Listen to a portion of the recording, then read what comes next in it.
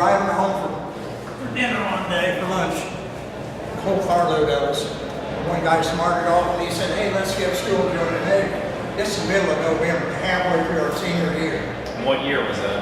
1941. So, okay, we skipped school during the day.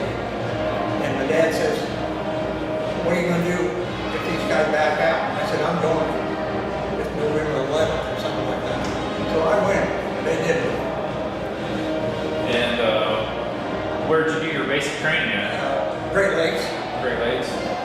And when did you go off to service then? We left the Great Lakes and went straight by train to California. That's like the war broke out and we didn't get no food leave or nothing. And we was in Mare Island out there waiting on the ship.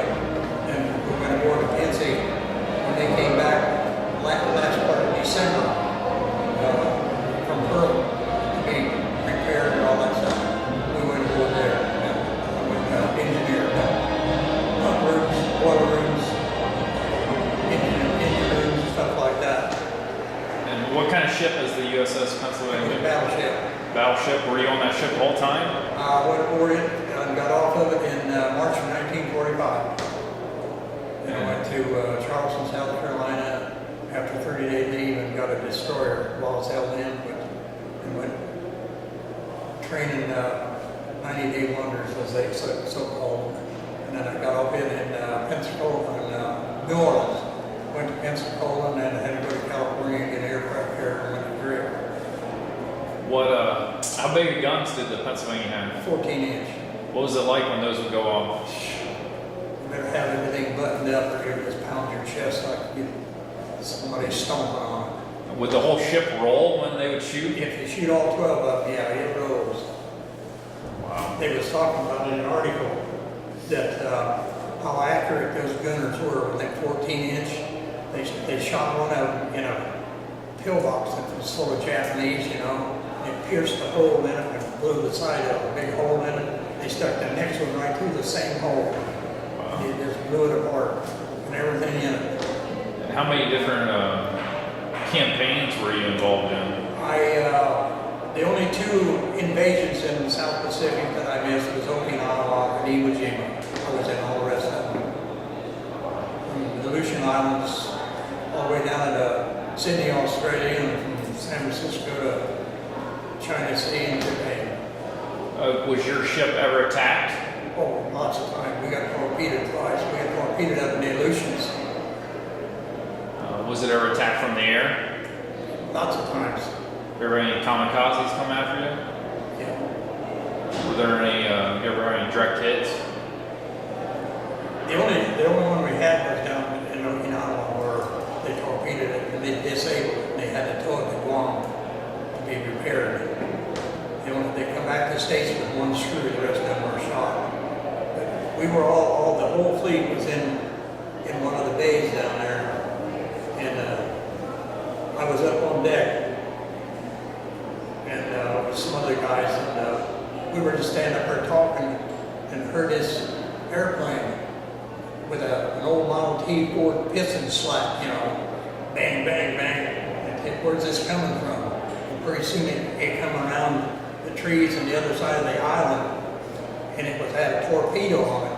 And it dropped that torpedo right in front of our bow and hit the Maryland's bow, right next door to us. And they were underway before we was. It got to Maryland. But what would your day-to-day job be like on the ship? What would you have to do? Most of it the whole day while I was on watch would be down in the pump rooms, which is right directly in the center of the ship. And all the boiler rooms are on both sides of us, and then you got the magazines and all that stuff on the other side. And you said you were also in the Korean War? Yep. What ship were you on in the Korean War? The USS MyWarHistory, CBE-117 aircraft carrier. So did you stay after World War II had ended? Did you stay in service, or did they call you back? I signed up for the reserves, and I went home very long. They called me back, and that's when, after I got off of the destroyer, I went home, and then they said. And did you then, I guess, service after the Korean War then? Yeah, I got out in June 1950. What memory sticks out the most to you throughout your service? Well, there's so much of it that sometimes you didn't have time to really think about a lot of it. But I think the biggest thing you might say that stuck out is when we surprised the Japanese fleet down in the Philippines. You supplied them? Surprised them. Surprising. They were looking for us one way and we was behind them. And they didn't know where we was at. And you might say they called it when the crossing of the T. And it was too bad because they went across and they got what was left of the sunk. Wow. What do you think of honor flight? Great. I went 3 years ago. And would you recommend it to someone else? Yes, I would. I'd have